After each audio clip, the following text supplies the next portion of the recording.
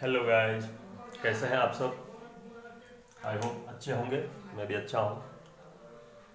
तो मेंसुरेशन में हम लोग पढ़ाई कर रहे थे।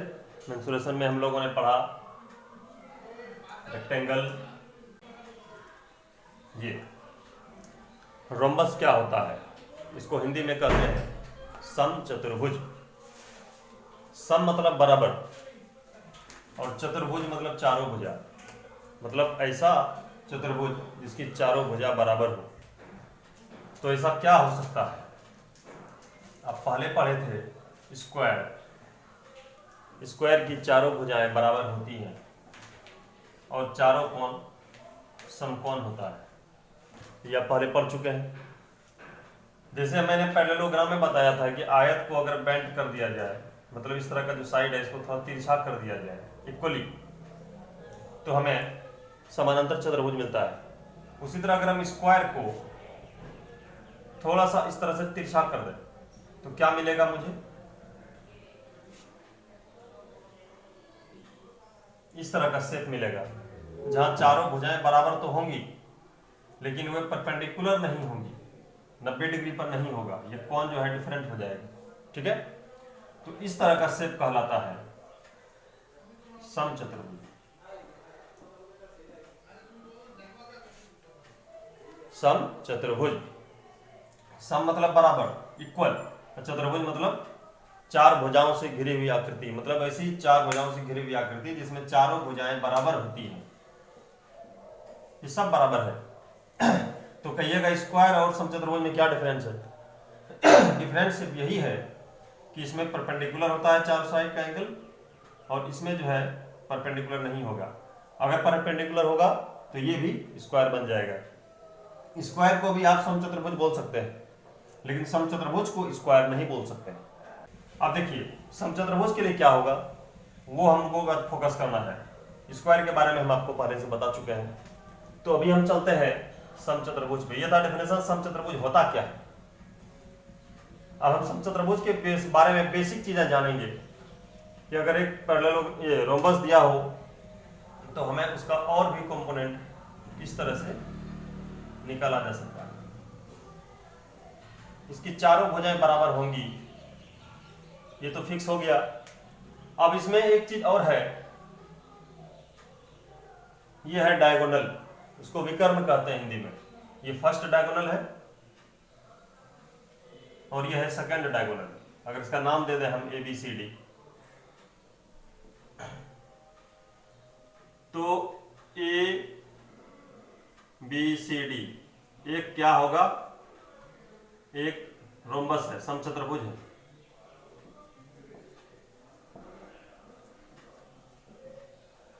इसमें चारों भुजाएं बराबर हैं, इसका वैल्यू ए है और ए सी क्या है, डायगोनल 1 है और बी डी क्या है, डायगोनल 2 है।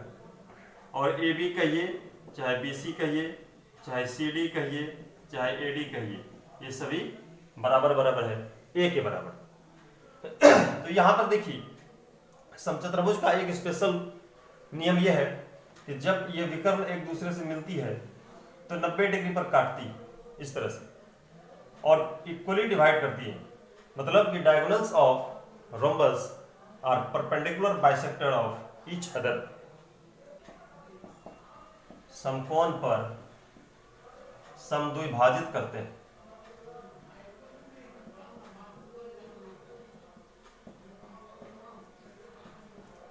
मतलब perpendicular bisector of each other at 90 degree. ठीक है, तो इसी फॉर्मूला का, इसी कॉन्सेप्ट का यूज करेंगे और हम लोग सारा चीज निकालेंगे। अगर 90 डिग्री पर काटेगा तो ये चारों का चारों समकोण त्रिभुज बनेगा। ये D1 था पूरा तो ये हो गया D1 का आधा, ये D2 था पूरा तो ये हो गया D2 का आधा और ये हो गया A। तो यहां पे आप देखिए आपके सामने एक समकोण त्रिभुज नजर आएगा। अगर हम इसको सीधा कर दें इस तरह से तो ये D1/2 है और ये D2/2 है और ये A है और ये 90 डिग्री है। तो ये कर्ण हो गया, ये आधार हो गया, ये लंब हो गया। तो आपको पता है कर्ण स्क्वायर बराबर लंब का स्क्वायर प्लस आधार का स्क्वायर, मतलब d1 square plus d2 square by 4 यहां से आपको मिलेगा, और यहां से आप a निकाल सकते हैं, d1 square plus d2 square. ये बहुत ही इंपॉर्टेंट रिलेशन है डायगोनल और साइड के बीच, ठीक है। तो डायगोनल्स अगर दोनों दिया रहे और साइड आपको पूछेगा तो आप इसका यूज करेंगे और इसका मान निकालेंगे। इसको ध्यान से नोट कर लीजिए, आराम से पढ़िए, ये बहुत इंपॉर्टेंट रूल है और हर चीज में काम आएगा ये। इसको मैं मिटाता हूं। अच्छा, एक समकोण त्रिभुज जो है इसका क्षेत्रफल क्या होगा? समकोण त्रिभुज का क्षेत्रफल क्या होता है? इसका एरिया अगर निकालना हो हमें तो 1/2 गुना आधार गुना ऊंचाई, तो 1/2 गुना आधार गुना ऊंचाई, तो क्या हो जाएगा 1/8 d1 d2। ये किस चीज का क्षेत्रफल है? इस त्रिभुज का क्षेत्रफल है। और ऐसा ऐसा इसमें कितना त्रिभुज है? 4 त्रिभुज यहाँ पे दिया गया है आपको। चारों त्रिभुज क्षेत्रफल में बराबर होते हैं। अगर एक का भी एरिया आप निकालते हैं तो उसको 4 गुना करके पूरे का एरिया निकाला जा सकता है। यह था त्रिभुज का क्षेत्रफल, एक त्रिभुज का। तो पूरे समचतुर्भुज का क्षेत्रफल क्या हो जाएगा? इसको हम लोग 4 से मल्टीप्लाई कर दें तो पूरा का पूरा आप निकाल सकते हैं। तो 4 गुना त्रिभुज का क्षेत्रफल, मतलब 4 गुना 1/8 d1 d2, मतलब 4 2 8 कट गया, d1/d2 का 2, या हाफ इंटू d1 d2। इसको आप लिख लीजिए, आराम से समझिए, ये बिल्कुल इजी है, आपको बस समझना है कि ये कैसे हो रहा है। ध्यान रखिएगा इसको कि पूरा एरिया अगर आपको निकालना है तो दोनों डायगोनल्स को मल्टीप्लाई करेंगे और उसका हाफ कर देंगे, तो उस तरह से आप पूरा एरिया निकाल सकते हैं। क्लियर है? अब मैं आगे बढ़ता हूं पैरामीटर पर। परिमाप, परिमाप मैंने पहले ही बताया है, चारों भुजाओं का जोड़।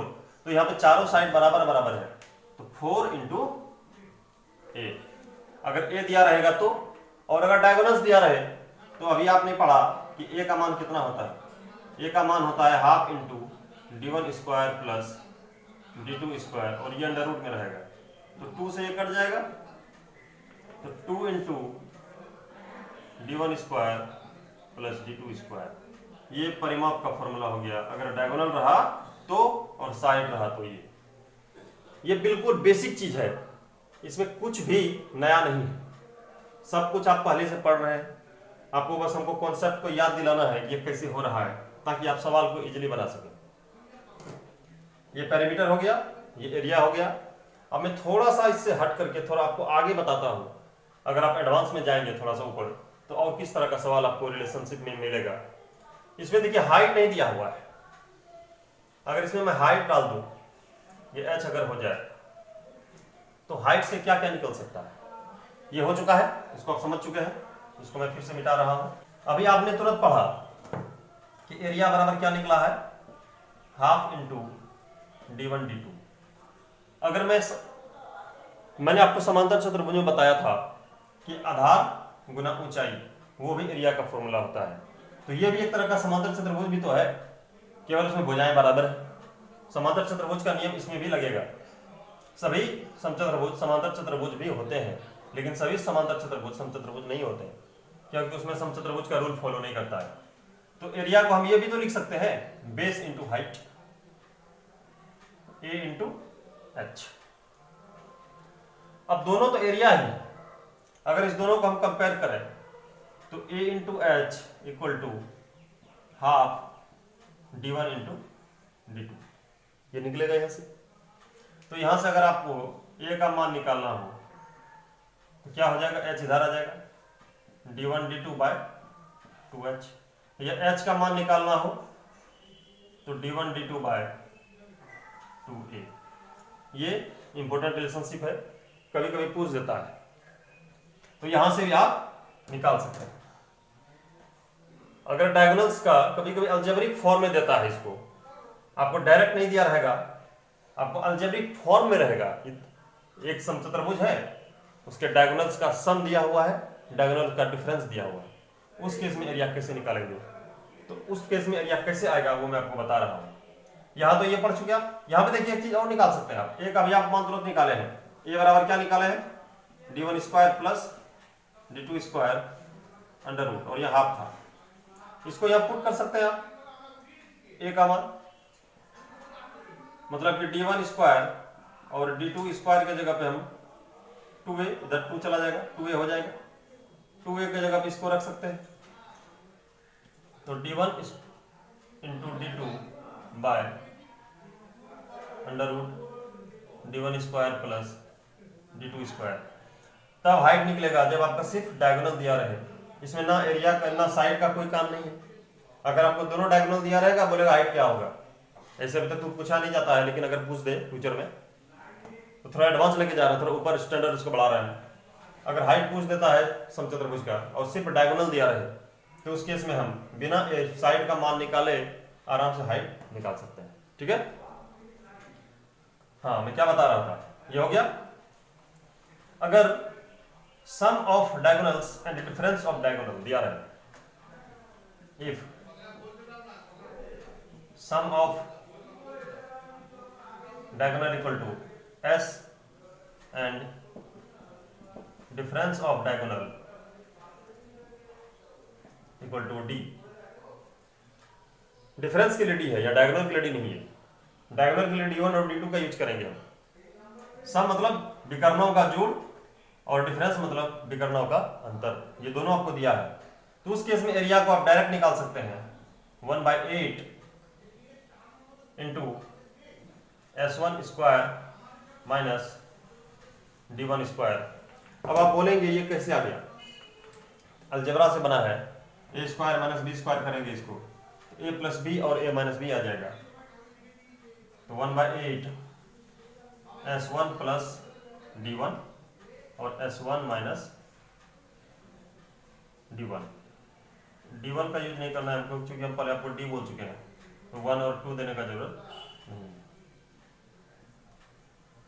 तो ये फॉर्मूला आप लगा सकते हैं अगर सम और डिफरेंस दोनों दिया रहे, तो आप डायरेक्ट एरिया का मान निकालेंगे इससे। इसको याद रखिए, ये काम आएगा आपका। कभी कभी क्या करता है कि अलजेब्रिक फॉर्म में देता है, सीधा सीधा नहीं देता है। कभी कभी एक डायगोनल दिया रहेगा, दूसरा डायगोनल का मान पूछेगा, साइड दिया रहेगा, तो बस जो बेसिक फॉर्मूला है ये वाला, इसका यूज करेंगे और इस तरह से आप बना सकते हैं। क्लियर है? इस तरह से आपका रोम्बस का कॉन्सेप्ट कंप्लीट होता है। रोम्बस में आप सवाल बनाएंगे, जितना सवाल हो सकता है वो बना सकते हैं। कभी कभी क्या करता है, एंगल दे देता है, ये एंगल दिया रहेगा थीटा, कोई भी दो साइड का बीच का एंगल दिया रहेगा, ठीक है, तो उस केस में एरिया कैसे निकालेंगे, ए स्क्वायर साइन थीटा, ए स्क्वायर साइन थीटा, मतलब दोनों साइड को गुना करेंगे, जिस दो बीच का साइड एंगल दिया रहेगा और साइन थीटा का वैल्यू पुट करेंगे। 30 डिग्री रहे, 60 डिग्री रहे, 45 डिग्री रहे, जो भी रहेगा उसका वैल्यू पुट करेंगे और मान निकालेंगे। ठीक है, तो मुझे नहीं लगता अब आपको कोई दिक्कत होनी चाहिए। अगर दिक्कत होती है तो आप कमेंट करके मुझे बताइए, मैं उसको फिर से सॉल्व करूंगा। सवाल आता है उसको बनाइए। अब मैं सभी चैप्टर का एक एक करके सवाल बताऊंगा और सभी सवाल को सॉल्व करते हुए फिर आगे बढ़ेंगे। मतलब किसी भी तरह का चतुर्भुज आप बना सकते हो, उसको किसी भी तरह का फिगर हो सकता है, वो केवल 4 भुजा रहे, या अलग अलग शेप हो सकता है। जैसे किसी का जमीन है, घर में कोई भूखंड है, इस तरह का मान लीजिए, इस तरह का मैप है, नक्शा है, अब इसका एरिया निकालना है हमको। तो इसमें क्या करना है कि इसको दो को जोड़ दीजिए और जहां जहां एंगल है वहां पे आप पॉइंट बनाइए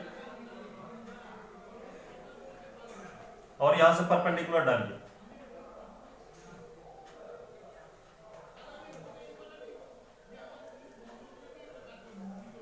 आप देखेंगे कि आपको ट्रायंगल मिलेगा, 1 2 3 4, 4 को ट्रायंगल मिला है। इसका बेस इंटू हाइट का वैल्यू दिया रहेगा, आपको पूरा का पूरा हाइट दिया रहता है। नहीं दिया रहेगा तो मेजर करके आप खेत में नाप सकते हैं खुद से, अपना किसी का नक्शा है तो उसका एरिया निकाल सकते हैं। इसको मेजर करके इसको गुना करिए, हाफ करिए, ट्रायंगल का निकलेगा। 4 ट्रायंगल का निकालिए, 4 त्रिभुज का क्षेत्रफल प्लस 4 आपको क्या मिला है, ट्रेपेजियम, क्योंकि देखिए ये साइड और ये साइड पैरेलल है और ये दोनों अनपैरेलल है। ये साइड पैरेलल है, ये साइड बिना पैरेलल वाला है और समांतर भुजा है। तो half into sum of parallel side और इंटू हाइट, मतलब a plus B into H, ये a है ये b है, अगर तो इस तरह सबका वैल्यू दिया रहेगा, उस तरह करके 4 को निकाल लेंगे। 4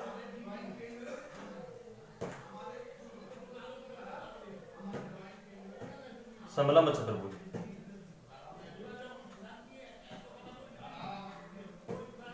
क्षेत्रफल निकाल के इसका एरिया निकाल लेंगे। इस तरह से किसी भी तरह का शेप दिया जा सकता है तो उसको निकाला जा सकता है। ये हो गया। और ऐसा भी हो सकता है कि चारों भुजाएं अलग अलग हैं, लेकिन सिर्फ ऐसा भी हो सकता है कि इस तरह का आपको फिगर दे दिया है, एक चतुर्भुज है और एक डायगोनल दिया हुआ है, इसका परपेंडिकुलर डिस्टेंस और ये इसका परपेंडिकुलर डिस्टेंस दिया रहेगा। तो इस केस में अगर ये ABCD है और ये PQ है तो एरिया क्या हो जाएगा, ये त्रिभुज का एरिया प्लस ये त्रिभुज का एरिया, दोनों को जोड़ देंगे, half AC into PD plus DQ। ये कहां से आया, इसका एरिया निकालेंगे तो half into AC into PD आएगा और इसका जब निकालेंगे तो half into AC into BQ आएगा। तो हाफ इंटू AC कॉमन कर लिए हम तो PD प्लस BQ आ गया। इस तरह का एरिया भी पूछा जा सकता है सिर्फ डायगोनल देकर के, और perpendicular height from other two vertices. तो इस तरह से हम हर तरह के क्षेत्रफल को निकाल सकते हैं। क्षेत्रफल का सवाल आपका लगभग बन सकता है, सारा कॉन्सेप्ट आपको पूरा मिल चुका है, बनाइए। और हम सवाल को अगले क्लास से सिर्फ क्वेश्चन पे जाएंगे और आप दिक्कत हो तो पूछिए। ठीक है, बाय।